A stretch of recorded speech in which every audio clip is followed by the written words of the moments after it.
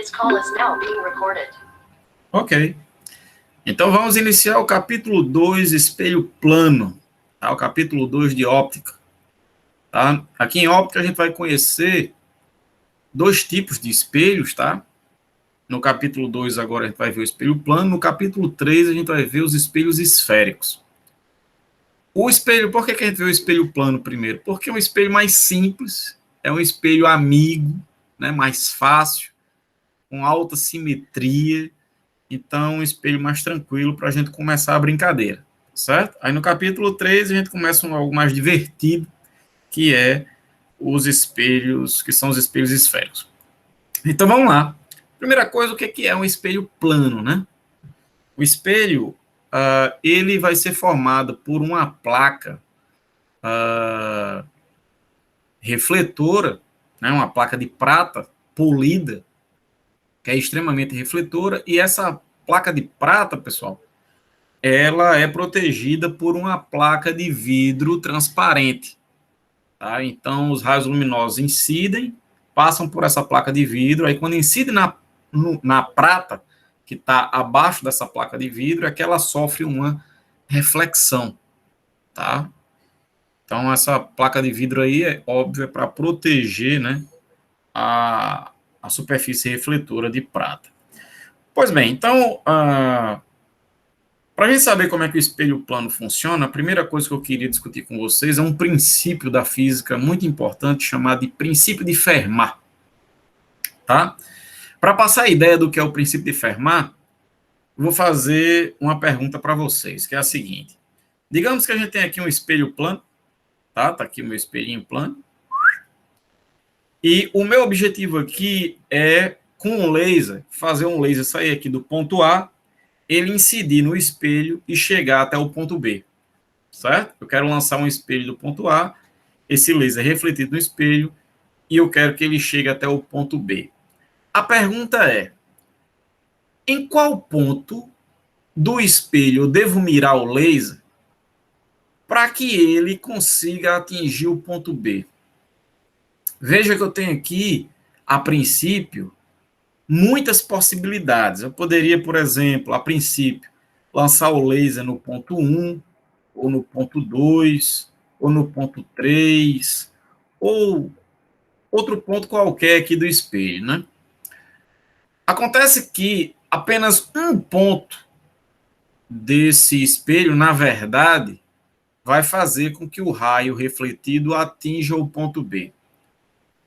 E esse ponto, ele é dado a partir do chamado princípio de Fermat, que diz o seguinte: quando um raio luminoso vai de um ponto a outro, ele não vai por qualquer caminho.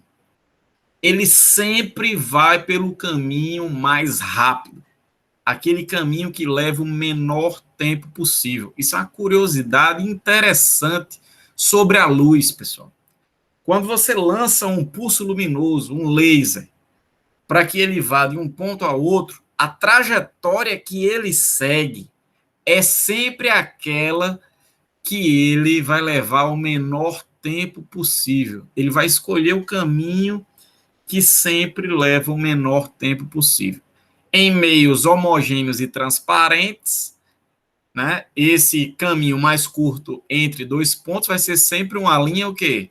Uma linha reta, que é o princípio da propagação retilínea da luz. Mas a gente vai ver no capítulo 4 de refração que se houver uma mudança de meio, o caminho mais rápido entre os dois pontos não vai ser uma linha reta. Ele vai fazer um desvio no meio do caminho aí. A gente vai ver isso no capítulo 4, certo? Mas, por enquanto, a gente está trabalhando só no mesmo meio, tipo, só no ar. Então, a luz, está aqui, segmentos de reta. A luz vai se propagar em linha reta, certo? Beleza, mas como eu falei, não vai ser qualquer um dos caminhos que vai fazer o raio sair de A, atingir o espelho e chegar a B. Apenas um caminho é possível, tá? Que é dado pelo princípio Fermat, aquele caminho que a luz é mais rápida. É a partir desse princípio que a gente chega aos princípios da reflexão, as leis da reflexão. A primeira lei da reflexão, ela diz o seguinte, vamos lá. o raio incidente, anormal e o raio refletido estão situados no mesmo plano. Vamos identificar cada coisa dessa. O raio incidente é esse raio aqui. Aqui é a origem, né? A minha fonte está aqui. Então, meu RI, raio incidente, é esse aqui, certo? Aí ele vai incidir no espelho e vai vir ao ponto B. Esse raio que vem do espelho ao ponto B é o meu RR, que é o meu raio refletido, tá? E essa linha pontilhada aqui, essa linha pontilhada, que inclusive faz 90 graus com o espelho, o ângulo dessa linha pontilhada com o espelho é de 90 graus, é o que a gente vai chamar de normal. E a gente chama de normal por isso. Normal, na matemática, significa perpendicular. Então, essa linha pontilhada, ela vai formar sempre 90 graus. Tá? E o que diz a primeira lei da reflexão é que esse raio incidente, anormal e o raio refletido, eles são coplanares, ou seja, eles estão no mesmo plano, tá? Então, isso já limita nossas possibilidades, tá? Como eu tinha posto aqui, ó, tinha posto de qualquer jeito, só para dar um exemplo, o raio vem aqui, atinge 3, vem para cá, atinge 1 e vem para cá. Esses raios não são possíveis, que eu desenhei aqui, tá? Ele tem que estar no mesmo plano do raio refletido, tá? O raio incidente e o raio refletido. Então, é algo desse tipo aqui. Ó. Veja que eu estou definindo o plano aqui a partir desse quadrado aqui, desse retângulo tracejado. Então, raio incidente, raio refletido normal, mesmo plano. Essa é a primeira lei da reflexão. E a segunda lei, o que é anormal? Anormal, Neto, é só uma linha auxiliar para a gente, para dizer aqui qual é a normal ao espelho no ponto de incidência. A gente vai precisar da normal para agora, para a segunda lei da reflexão, com relação a esses ângulos aqui. Ó. O ângulo do raio incidente com a normal e o ângulo do raio refletido com a normal. É uma espécie de referencial, tá? Para a gente poder medir os ângulos, tá?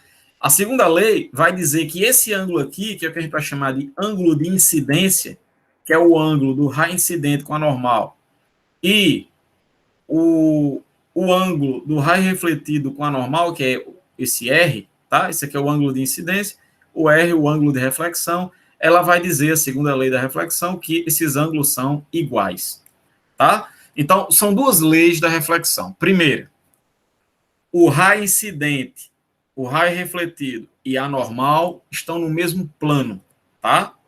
Tipo, tá no plano da sua página, tá? Não tem como uma tá saindo do plano e a outra tá entrando no plano, não. Tá? Se elas estão uma está desenhada sobre o plano, o raio incidente, o raio refletido está sobre o plano também. E a normal também. Os três são coplanares. RI, RR e a normal. E a segunda lei, o ângulo de incidência é sempre igual ao ângulo de reflexão. Tá? Beleza? Tranquilidade? E isso aí é válido mesmo que a superfície não seja plana. Eu coloquei aqui uma superfície plana, o ângulo de incidência é igual ao ângulo de reflexão. Mas se for uma superfície curva, como a gente vai ver lá nos espelhos esféricos, tá? Essa relação continua válida. O ângulo de incidência é igual ao ângulo de reflexão. Tá, pessoal? Tudo bem? Essas duas leis são provenientes do nosso querido princípio de Fermat. A luz sempre escolhe o caminho mais rápido, o caminho que leva o menor tempo possível entre dois pontos. Beleza. Então, a gente já conhece as leis da reflexão, e essas leis vão ser importantes para a gente aqui no espelho plano, porque o espelho plano funciona a partir de que fenômeno óptico? O espelho plano funciona a partir do fenômeno da reflexão. Os espelhos esféricos funcionam a partir de que fenômeno óptico? Os espelhos esféricos funcionam a partir do fenômeno da reflexão. A gente vai usar essas leis tanto no capítulo 2 agora do espelho plano, como no capítulo 3 de espelhos esféricos. Tá? Já no capítulo 5, lá em lentes, as lentes elas não funcionam baseado no fenômeno da reflexão. Tá? Uma lente de um óculos, tá? Ela não funciona baseada na reflexão. Ela funciona baseado na mudança de meio da luz. A luz vem do ar, passa para o vidro e depois passa para o ar. Isso é um fenômeno chamado de refração, que a gente vai discutir no capítulo 4, certo? Estou falando isso só para dar uma visão geral do que a gente vai ver aí ao longo do caminho, tá? Ok, então vamos para frente. Então, o coração aqui do capítulo de espelho plano, pessoal, é que a gente tem a capacidade de traçar imagens no espelho. Ele vai colocar um objeto qualquer na frente do espelho, vai pegar o objeto, colocar na frente do espelho, e vai pedir para você dizer como é que é a imagem desse espelho, ou a imagem desse objeto no espelho, certo? Então, veja, aqui eu tenho um espelho plano, ó, isso aqui é a representação do espelho plano, certo? Sempre quando você vê essa figurinha aqui, ó, um segmento de reta com os tracinhos aqui, isso aqui é um espelho plano, a gente representa dessa maneira. A face refletora do espelho plano é sempre essa daqui, ó, esse lado aqui que eu estou com o mouse. Aqui onde eu estou com o mouse agora é a parte de trás do espelho. Então, esses tracinhos aqui, eles representam a parte de trás do espelho, que não serve para nada. Tá? O que a gente usa no espelho é a face refletora, que é essa da frente aqui, tá? Essa de cima. Tranquilo? Se fosse o contrário, esses tracinhos eles estivessem aqui, aí a face refletora seria de baixo, certo? Tem que ficar atento a isso. Para você lembrar, né, o que o pessoal usa para lembrar qual é a face refletora, qual é o lado. Esses tracinhos aqui lembram como se fosse a poeira, né? A poeira do espelho fica atrás do espelho, né? Só para lembrar. Então, a face refletora fica aqui na frente. Então, a gente vai colocar o objeto aqui, óbvio, né? Eu vou colocar o objeto aqui, porque se eu colocasse o objeto aqui, o espelho ia servir de quê? De nada, né?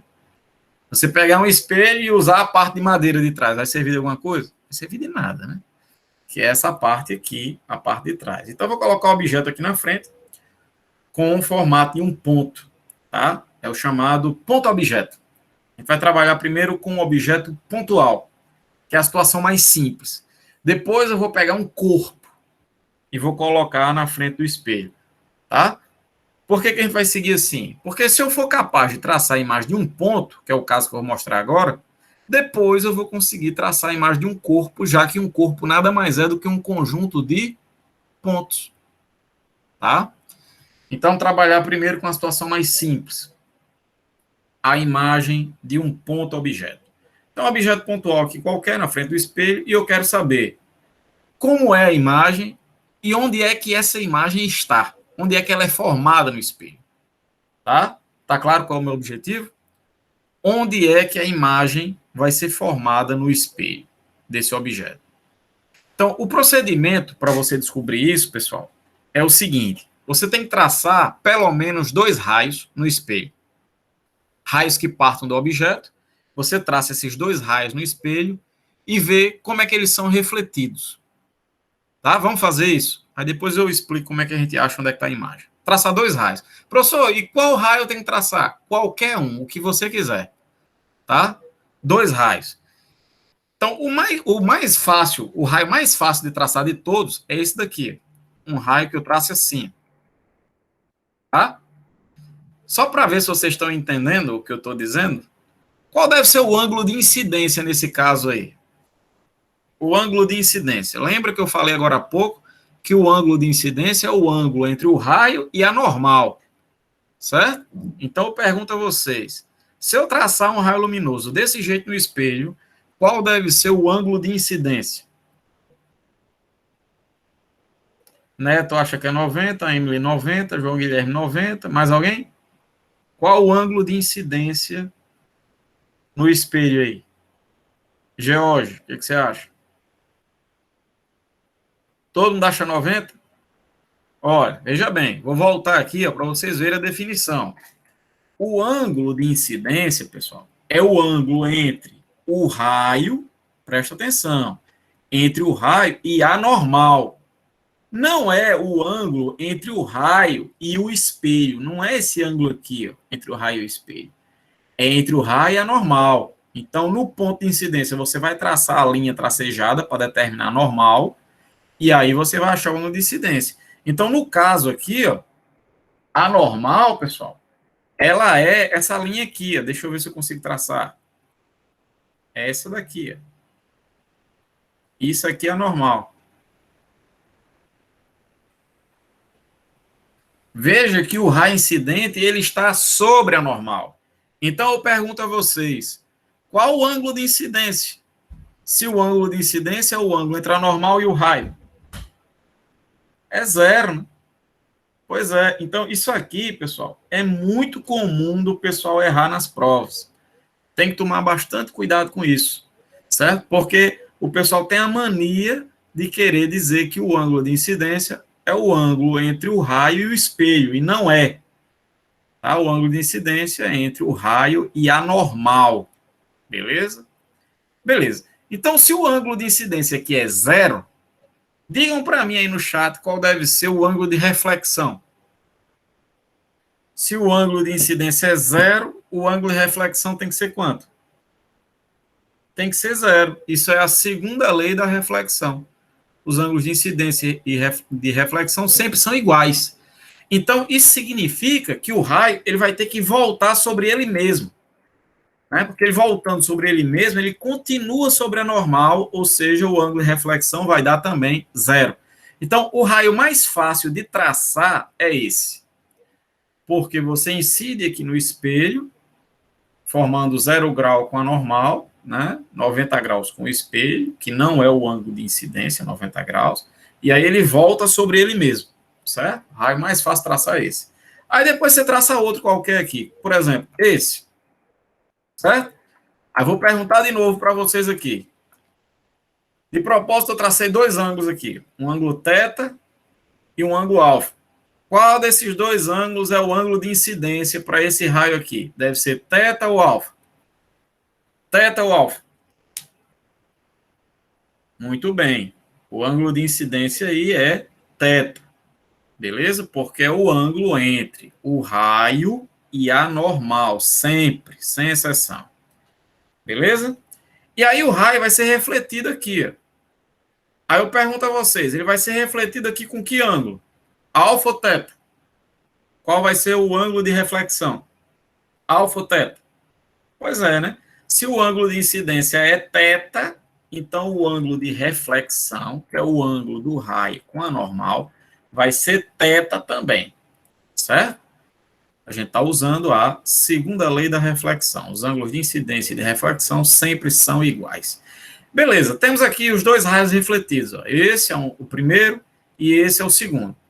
Agora eu vou dizer para vocês a informação chave de como é que a gente descobre onde é que a imagem está.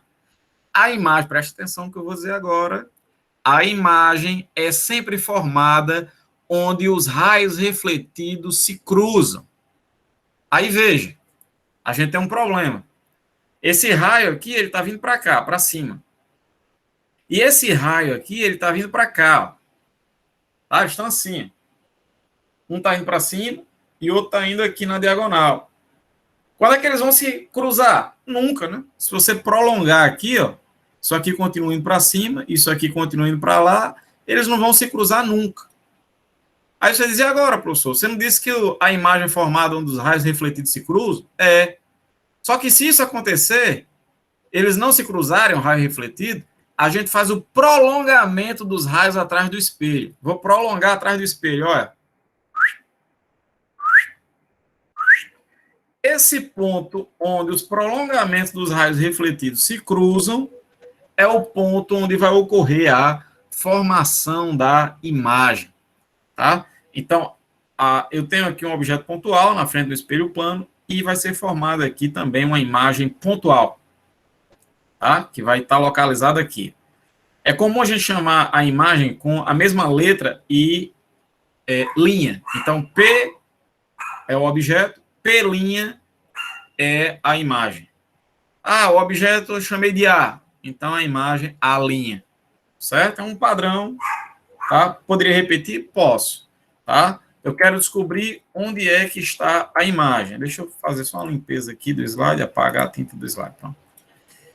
Então, eu quero saber onde é que está a imagem desse objeto. O que, é que eu vou fazer? Eu vou traçar raios, tá? Vou traçar um primeiro raio, esse aqui, que é o mais fácil, o raio refletido aqui. Depois eu traço um raio aqui, tá? Que pode ser qualquer um, eu poderia traçar daqui para cá, daqui para cá, daqui para cá, qualquer um, não importa, todos vão dar o mesmo resultado, certo? E aí o raio é refletido nessa direção aqui. Aí eu falei para vocês que a imagem é formada onde os raios refletidos se cruzam. O primeiro raio refletido é esse. O segundo raio refletido é esse. Só que eles estão divergindo, eles estão se afastando um do outro. Eles nunca vão se cruzar. E aí, quando isso acontece, a gente prolonga esses raios atrás do espelho. Porque se eles não se cruzam aqui na frente do espelho, os raios refletidos, os seus prolongamentos se cruzam aqui atrás. Ó, se você prolongar, ó, eles vão se encontrar aqui. E aí é nessa posição que vai ser formada a imagem. Com relação a essa formação da imagem, pessoal, alguém tem alguma pergunta? Alguém tem alguma dúvida? Alguém não entendeu como é que é formado? A gente vai fazer várias questões sobre isso, vou dar mais exemplos. Tá? Essa é a primeira que a gente está fazendo, então é normal, de repente, ficar alguma coisa ainda na mente aí. Porque a imagem não é formada no raio divergente. Vê, a imagem não é formada num raio, tá, Neto? Ela é formada no cruzamento de dois raios, tá? Veja que os raios refletidos aqui, ó, esse e esse, eles não têm como se cruzar, porque um tá vindo para cima aqui, ó, e o outro tá vindo para cá. Eles não se encontram. É por isso que a única saída aqui é o prolongar esses raios atrás do espelho. Aqui eles se encontram, os prolongamentos, entende? E aí é por isso que é formada a imagem aqui. Tá? E eu acho que foi o George que perguntou aí, professor, e eu não entendi isso na prática. Bom, na prática, isso é importante, George, para a gente deduzir algumas coisas aqui. Por exemplo, quem será que deve estar mais distante do espelho? Será que é o objeto ou será que é a imagem? A gente vai conseguir deduzir isso a partir desse esquemazinho de raios que eu vou fazer daqui a pouco. Mas antes eu gostaria de discutir outra coisa, que é o seguinte. A gente vai definir aqui... sim, eu vou fazer isso agora, na verdade. Desculpa, vamos lá. Quem é que está mais próximo? O objeto ou a imagem? Vamos fazer isso agora, vamos lá. Veja, isso aqui é 90 graus, né? Vou marcar aqui. A normal sempre forma 90 graus com o espelho, certo? Veja que 90 graus vai ser a soma aqui de θ com alfa, né? Então, se do outro lado aqui tem que ser 90 graus também, e aqui é θ, que ângulo é esse aqui, pessoal? Que ângulo é esse? Do raio com o espelho? Não posso dizer que é 45, né? Só se esse ângulo aqui fosse 45, aí esse ângulo seria 45 também. Tá? Se esse ângulo for 30, esse aqui é 60, para dar 90. Entende? Se aqui for 10, esse aqui é 80. Eu não sei quanto é, esse aqui é θ. Mas eu sei que quando aqui é θ, esse aqui é alfa. Tá? Presta atenção, Neto. Ó. Quando aqui é θ, aqui é alfa, formando 90. Certo? 90 graus. Então, se do lado de cá é 90 também, e aqui é θ, esse ângulo aqui tem que ser quanto? Muito bem, Jorge. Tem que ser alfa. Porque alfa com θ que está dando 90. Então, do lado de cá, se aqui é θ, o que está faltando para dar 90 é alfa. Beleza? Beleza, deixa eu limpar o slide. Vamos ver. Limpar o slide. Ok. Ok, pessoal, então aqui é alfa. Aí eu pergunto a vocês, e esse ângulo aqui? Que ângulo é esse? Alguém consegue dizer para mim que ângulo é esse aqui? Muito bem, Luana. Aqui é alfa. Aí eu pergunto, por que aqui é alfa? Por que aqui é alfa? Muito bem, Luana, gostei. Porque são ângulos opostos pelo vértice. Quando você tiver isso aqui, pessoal, ó, deixa eu fazer um desenho aqui. Se tiver algo desse tipo aqui, se isso aqui for, por exemplo, beta, esse ângulo aqui é quanto? Beta. E a justificativa disso é porque esses ângulos são opostos pelo vértice. Tá? Do mesmo jeito aqui, ó, se aqui é gama, tá? Esse ângulo aqui de cima, ele é gama também, porque são opostos pelo vértice. Então, se você olhar, ó, esse ângulo aqui e esse ângulo aqui, eles são opostos pelo vértice. Então, se aqui é alfa, esse ângulo aqui de baixo, ele tem que ser alfa também. Certo? Beleza? Aí aqui é 90 graus. né? Esse ângulo aqui ó, é 90 graus, esse ângulo aqui é 90 graus, certo? Aí eu pergunto, que ângulo é maior? Esse aqui ou esse aqui de baixo? O de cima ou de baixo deve ser o ângulo maior? Diga aí para mim. O ângulo maior é o de cima ou de baixo? Muito bem, são iguais. Por que eles são iguais? Se esse ângulo aqui for, por exemplo, beta, esse ângulo aqui também é beta. Por que eles são iguais? Hein? Como é que eu argumento numa prova que esse ângulo é igual a esse? É porque a soma dos ângulos internos de um triângulo tem que dar quanto, pessoal? Tem que dar 180, né? Tem que dar esse valor fixo, 180. Então, se aqui é 90 e aqui é alfa, isso aqui é o resto para 180 da soma desses dois. Tá? Então, como aqui é 90 e aqui é alfa, então o que está sobrando para 180 é a mesma coisa que aqui em cima. Uma situação totalmente simétrica. Né? Então, aqui é beta e aqui é beta também. Beleza. Aí perceba que esses dois triângulos, o de cima, o triângulo de cima e o triângulo de baixo, eles têm ângulos iguais. 90, 90, alfa, alfa, beta, beta. O que é que a gente diz quando dois triângulos têm ângulos iguais, pessoal? A gente diz que eles são o quê? Hein? Diga aí para mim. Quando dois triângulos têm ângulos idênticos, eles são o quê? Palavrinha mágica.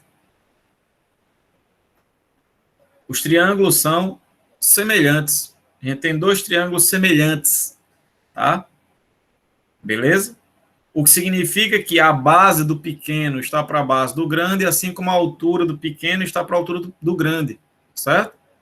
A base do pequeno está para a base do grande, assim como a altura do pequeno está para a altura do grande. A gente diz que os triângulos são semelhantes. Só que quando os triângulos são semelhantes, eles têm um lado em comum, que é o caso aqui. Os dois triângulos, eles têm o mesmo lado. Aí eles são mais do que semelhantes, quando isso acontecer. Se eles forem semelhantes e tiverem um lado em comum, eles vão ser congruentes. Tá? O que é que significa dois triângulos serem congruentes? É que os seus lados têm as mesmas medidas. Tá? A altura do triângulo de cima é igual à altura do triângulo de baixo, a base do de cima é igual à base do de baixo, que está bem claro aqui, né? Que é o mesmo segmento de reta, e as hipotenusas aqui vão ser de mesma dimensão também, mesmo comprimento. Tá?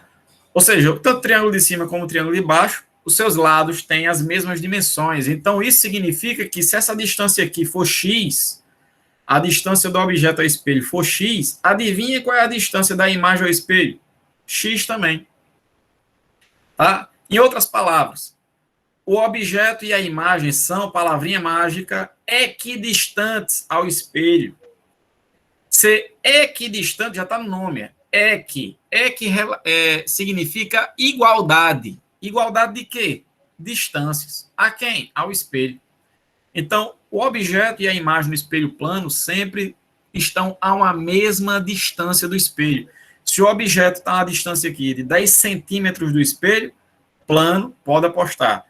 A imagem está a uma distância do espelho plano de 10 centímetros também. Certo? É por isso que o espelho plano é o espelho mais fácil de todos.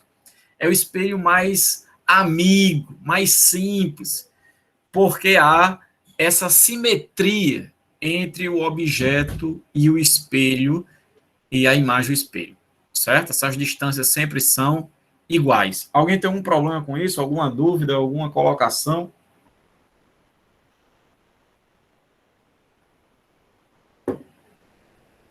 Se não entendeu aí qualquer coisa, pode falar. Tudo bem aí? Ok. Beleza. Tranquilo, né? Tudo bem. Então, agora eu queria falar para você sobre a natureza do ponto. A natureza do ponto objeto ou a natureza do ponto imagem, ela pode ser classificada de duas maneiras. Ou ela é real ou ela é virtual, tá? Ou ela é real ou ela é virtual. A sua natureza vai ser real quando o ponto é definido pelo cruzamento dos raios. Por exemplo, olha o objeto aqui, ó. Vocês conseguem ver que os raios que estão partindo aqui, ó, né, eles se cruzam aqui, e é o cruzamento dos próprios raios. Então, isso significa que nosso objeto ele é real. Já a imagem, veja que ela não é formada pelo cruzamento dos raios. Ela é formada aqui embaixo, ó, cruzamento dos prolongamentos dos raios. É a linha tracejada, não tem raio aqui atrás do espelho. Isso aqui foi o que eu prolonguei, só para ver onde eles se cruzam. Quando a imagem é formada assim, tá, a gente diz que a imagem é virtual, certo? Então, se o ponto for formado pelo cruzamento dos próprios raios, que é o caso aqui do objeto, ó, então real. Do prolongamento dos raios, virtual. Para ficar mais simples, você pode memorizar assim: tudo que tiver na frente do espelho, tá? Tá aqui o objeto. O objeto na frente do espelho, ele é um objeto real. E tudo foi formado aqui atrás do espelho, vai ser virtual, tá? Então eu posso dizer que a parte da frente é o lado real do espelho e a parte de trás é o lado virtual. Beleza? De maneira geral, as naturezas do objeto e da imagem sempre vão ser opostas. Em outras palavras, um objeto é real, a imagem sempre vai ser virtual. E se o objeto for virtual, a imagem vai ser real. Tá? Sempre vão ter naturezas opostas. Tá? Se um é real, o outro é virtual e vice-versa. Obviamente, se você usar apenas um espelho, não tem um espelho plano aqui, não tem como o objeto ser virtual. Porque se você pegar esse objeto e colocar aqui atrás, não vai ter como eu usar o espelho, né? Que ele não vai ficar na frente da face refletora. Então, se eu usar só o espelho plano, necessariamente o objeto vai ser real e a imagem vai estar lá atrás do espelho, vai ser uma imagem virtual, certo? Se você usar só o espelho plano. Mas se você usar um conjunto óptico, eu posso fazer com que o objeto seja virtual e a imagem seja real. É o que eu vou mostrar agora para vocês. Vamos lá. Em vez de usar só um espelho, digamos que eu tenho um espelho e uma lente, certo? E aí raios solares incidem nessa lente e eu quero saber onde é que vai ser formada a imagem aqui desse conjunto óptico. Veja que eu não tenho só um espelho, eu tenho um espelho e uma lente, eu tenho um conjunto óptico, certo? Quando você tiver um conjunto óptico, o procedimento que você faz é o seguinte: você analisa um equipamento óptico de cada vez. Eu vou olhar primeiro para a lente, vou ver onde é que vai ser formada a imagem, e depois eu olho só para o espelho, certo? Acompanha aí, vamos lá. Esqueça o espelho por enquanto, olhe só para a lente, porque a lente é onde os raios atingem primeiro, certo? Então os raios vêm, atingem aqui a lente, isso é uma lente convergente, ela converge os raios, e ela vai fazer com que os raios se cruzem aqui. Então eu pergunto a vocês, pessoal, se aqui os raios se cruzam, a imagem vai ser formada aqui, essa imagem vocês acham que deve ser real ou virtual? Digam aí para mim. Se a imagem é formada aqui, devido ao cruzamento dos raios, essa imagem deve ser real ou virtual? O que vocês acham? Neto acha que é virtual. Mais alguém aí? Emily acha que é virtual? Mais alguém? George acha que é real. É isso aí, George. É real. Porque, como eu falei, pessoal, sempre que o ponto for formado pelo cruzamento dos raios, veja, os raios venham, e esse ponto é formado pelo cruzamento dos próprios raios. Então, a imagem é real. Não é formada pelo cruzamento dos prolongamentos, como aqui. Ó. Aqui não tem raio, né? Eu prolonguei esse raio refletido e prolonguei esse aqui também. Ela é formada pelo cruzamento dos prolongamentos, então é virtual, tá? Aqui não. Aqui ela é formada pelo cruzamento dos raios. Então, a imagem real da lente convergente, tá? Beleza. Aí, o que você vai fazer?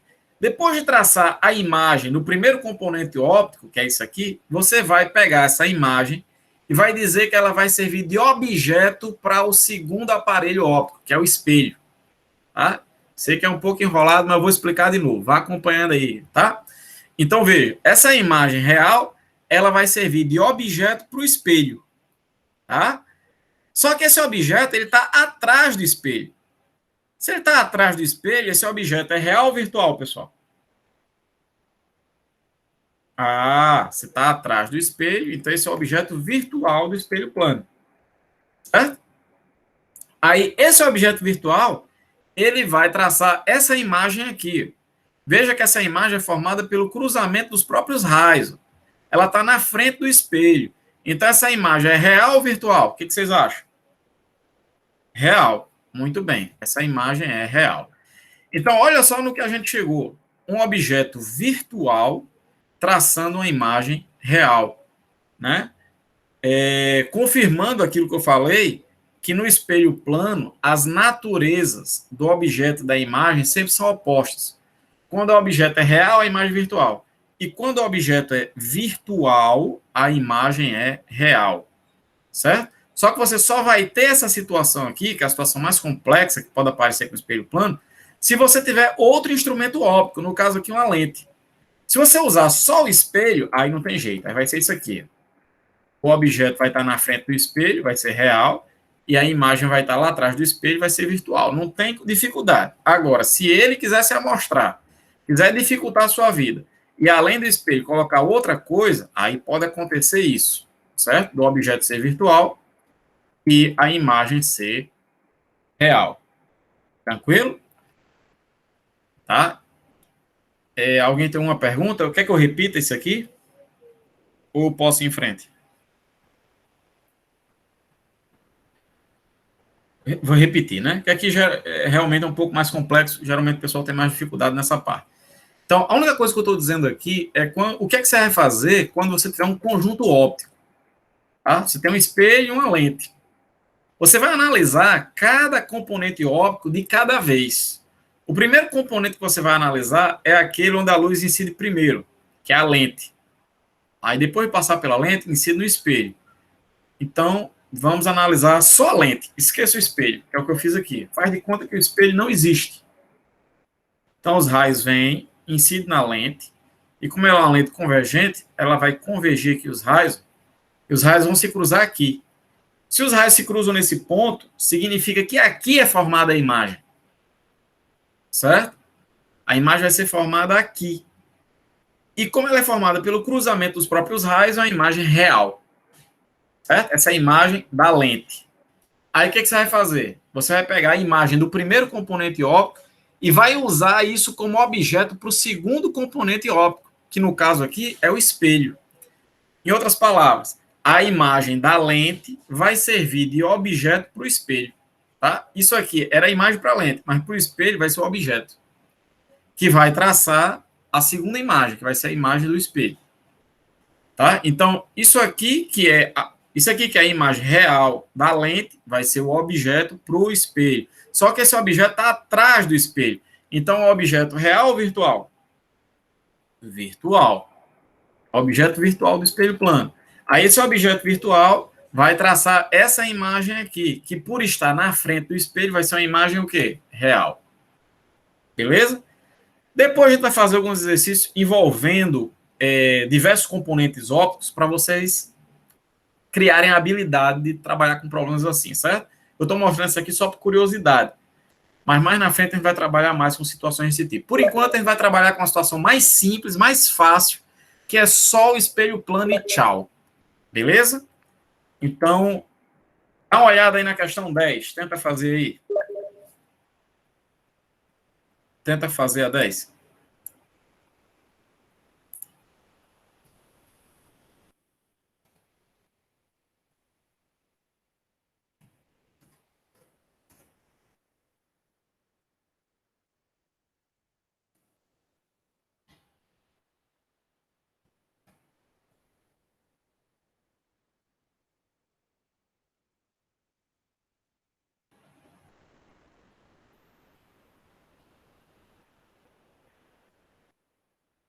E aí, nessa questão 10, marcaram o quê?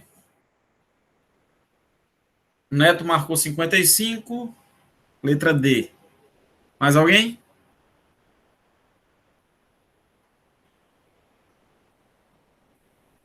Emily, George,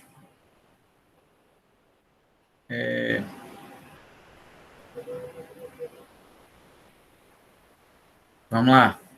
Posso fazer? Emily acha a letra D, né? Então, questão 10, Universidade Federal do Rio Grande do Sul. Letra D, George e João Paulo, né? Ok, o ângulo entre um raio de luz que incide em um espelho plano e a normal à superfície do espelho é igual a 35 graus, que é o ângulo de incidência, certo? Aí você já faz um desenho, pessoal, para facilitar a sua vida. Não vou colocar aqui, senão já vai dar a resposta. Vai não, tudo bem. Então, você já sabe que o ângulo de incidência aqui ó, é 35, certo? Para esse caso, o ângulo entre o espelho e o raio refletido é igual a. Então, presta atenção na pergunta. O que ele quer é o ângulo entre o raio refletido, que é esse é o raio refletido, e o espelho. Então, ele quer esse ângulo aqui. Ó. Ele está perguntando esse ângulo. Beleza. Eu vou fazer uma pergunta para vocês. Se o ângulo de incidência é 35 graus, o ângulo de reflexão tem que ser igual a quanto, pessoal? Tem que ser 35 também. Não é isso? Beleza? Aí, que ângulo é esse entre a normal e o espelho? Esse ângulo aqui, ó, entre a normal e o espelho é quanto?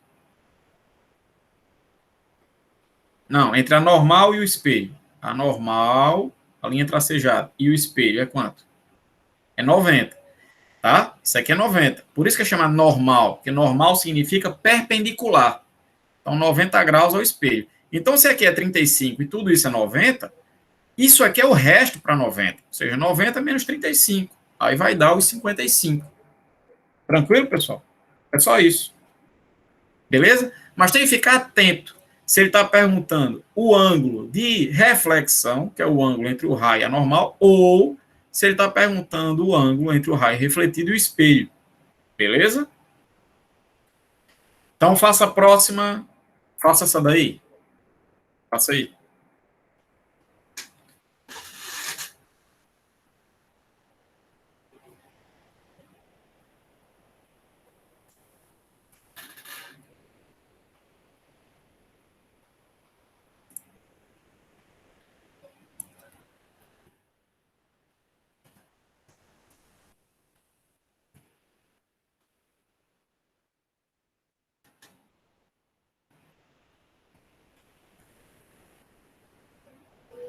Neto marcou letra A, Laísa letra D.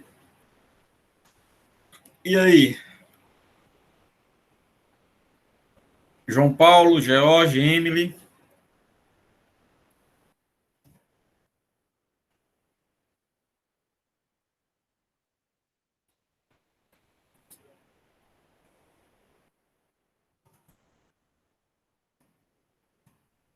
Bom, vou fazer, tá? Vamos lá. Está em dúvida entre A e E, né?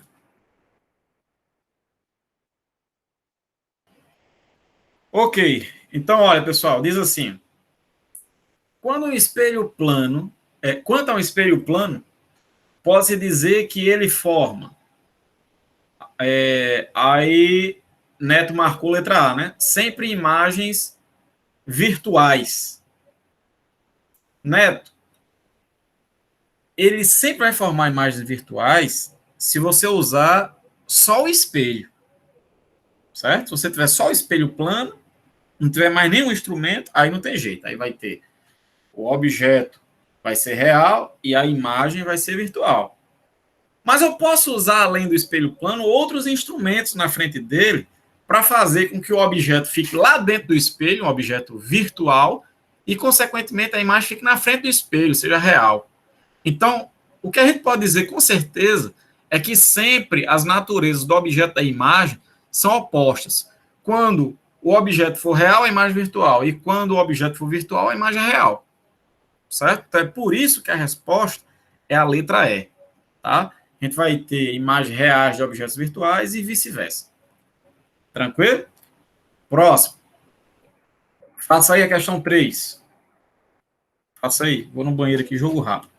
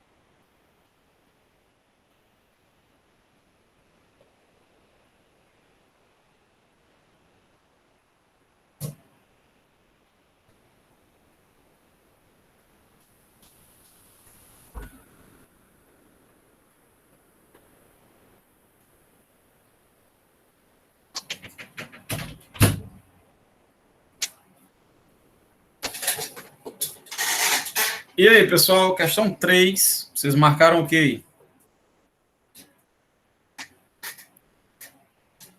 Alguém marcou alguma coisa já? Emily acha que é a letra B de bola. João Paulo acha que é a letra B.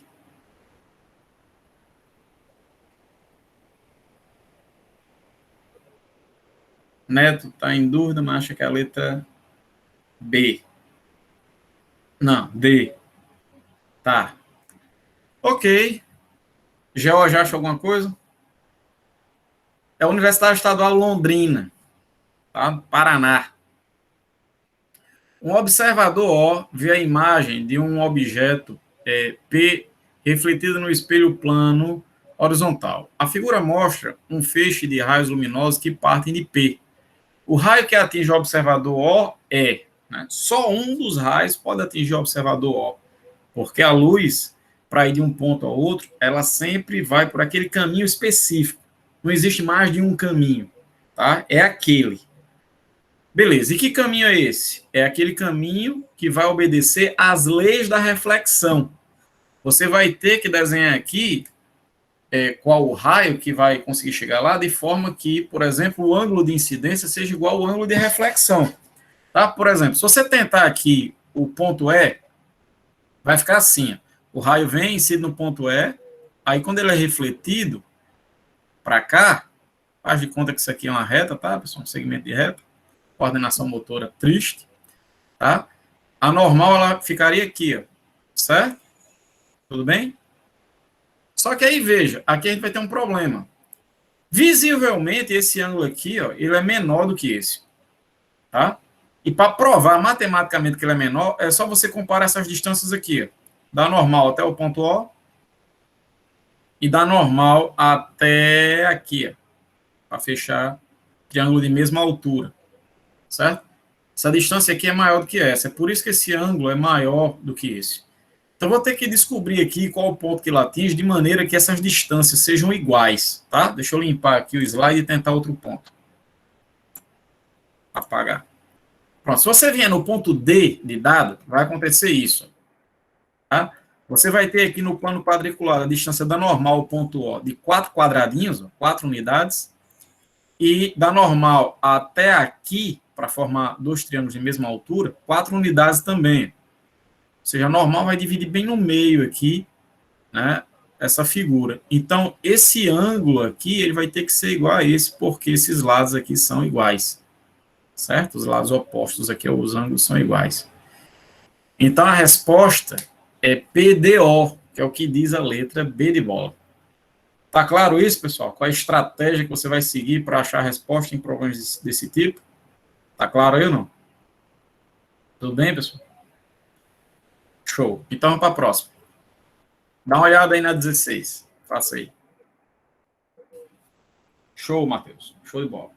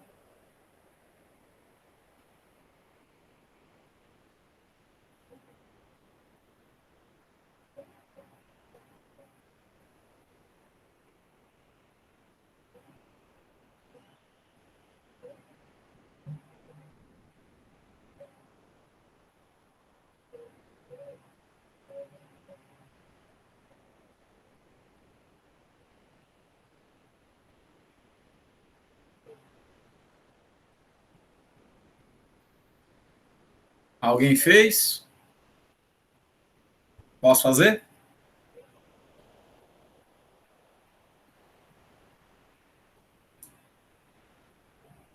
Neto não está conseguindo, o George acha que é a letra C. Então, vou fazer aqui, tá? Vamos lá, a questão da FATEC. Diz assim, a figura a seguir mostra um objeto A colocado a 5 metros de um espelho plano e um observador O colocado a 7 metros desse mesmo espelho. Um raio de luz que parte de A e atinge o observador O por reflexão no espelho percorrerá nesse trajeto de A para O que distância? Então, o raio vai vir do ponto A, vai incidir no espelho e vai chegar até o ponto O. E eu quero saber que distância é essa que ele percorreu, certo? Essa distância aqui. Então, lá, vamos fazer um esquema aqui. O raio vai sair de A, vai atingir o espelho e vai chegar até O. Tranquilo? Beleza? O que eu quero descobrir é esse caminho total. Quanto foi que a luz percorreu? Aqui mais aqui.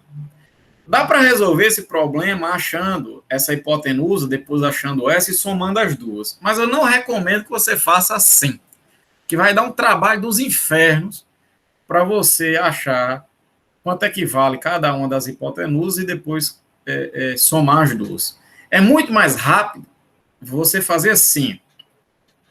Quando um raio luminoso ele vem refletido no espelho, ele vem como se ele viesse em linha reta de trás do espelho. O raio que está vindo aqui, ele vem como se viesse daqui. Tá? É como se a fonte ela tivesse simetricamente posta atrás do espelho. Essa é a manha, é o pulo do gato, é a carta na manga para você fazer esse tipo de questão bem rápido. Tá? Enquanto seus concorrentes estão lá tentando achar que hipotenusa é essa, que hipotenusa é essa, para somar as duas e vai dar uma conta grande, você maliciosamente faz isso. Ah, o raio está vindo daqui, dessa fonte, ele incide no espelho e vem ao observador, é como se o raio viesse em linha reta, de trás do espelho, nesse ponto aqui, que está simetricamente posto atrás do espelho, a mesma distância em relação à fonte. Essa distância aqui também é 5 metros, que ele disse aqui, ó, A colocada a 5 metros do espelho. Se essa distância é 5, então essa distância também é 5 metros. Aí agora fica fácil, pessoal, porque em vez de ter duas hipotenusas para calcular, eu só tenho uma, que é essa. Porque por simetria, essa hipotenusa tem o mesmo comprimento que essa daqui, tá? E aí fica fácil. Isso aqui é 9, né? Aí isso aqui é 5, isso aqui é 7. Então isso aqui embaixo é 12. Tá? Essa parte aqui de baixo é 12. Aí eu tenho aqui 9 e 12. Beleza? Aí é só aplicar Pitágoras para achar que hipotenusa é essa. Tá? Vai ficar ó, hipotenusa ao quadrado, que eu estou chamando isso aqui de D, essa distância. Então fica D ao quadrado é igual a 9 ao quadrado mais 12 ao quadrado. 9 ao quadrado, 81, 12 ao quadrado, 144, 144 com 81, 225, a 225 vai dar 15. Então é a letra C. Tá? Você poderia ter feito isso até mais rápido, sem precisar usar Pitágoras e elevar esses números ao quadrado, usando o triângulo pitagórico, que eu até discuti com vocês em alguma aula anterior aí. O triângulo pitagórico ele tem lados 3 e 4 e a hipotenusa vale 5. Então, se nesse triângulo aí, pessoal, que a gente tem, nesse triângulo aqui, os lados são 9 e 12, a hipotenusa vale quanto? Ora, é só comparar. Ó. Se aqui de 3 foi para 9, aumentou 3 vezes, e aqui de 4 foi para 12, aumentou 3 vezes, então aqui vai aumentar 3 vezes, vai ser 15. Tá?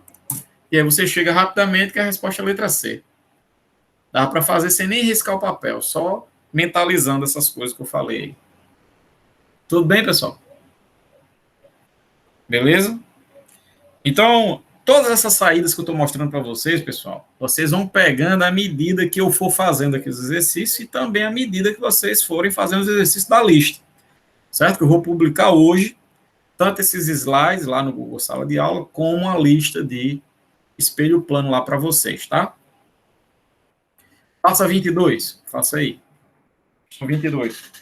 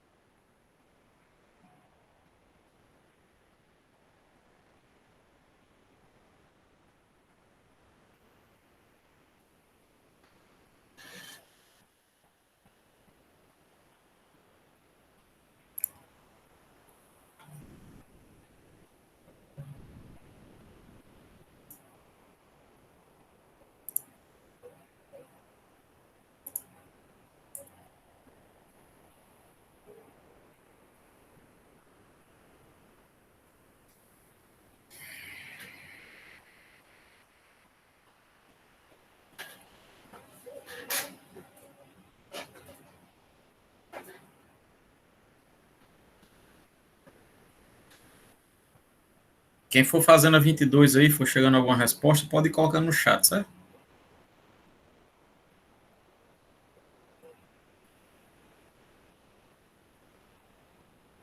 E não esqueçam também de assinar a lista de presença, tá, pessoal?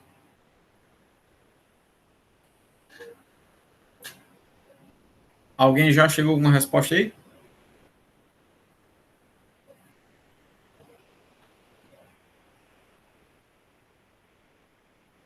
Posso fazer? Vamos lá.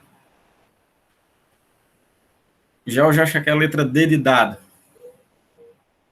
Universidade Estadual do Rio de Janeiro. João Paulo, letra C.